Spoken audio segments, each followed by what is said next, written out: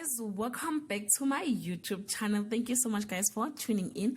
I'm here to update you of what is going to happen on Generation The Legacy from the 25th to the 29th of May 2020. Guys, if you want the full episode, please check on the comment section. I will leave the link below.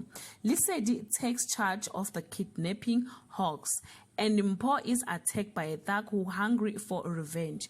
Palesa is stunned when she arrives home and sees what has been left for her. And Detective Pele seems to have hit a wall in a kidnapping investigation. Gaddafi takes drastic measures to protect his adoptive son Mpho. And Crazy J takes out his frustration on Lesedi. A secret that the DLS have hidden for years is about to be exposed. And a shootout end in murder and an arrest.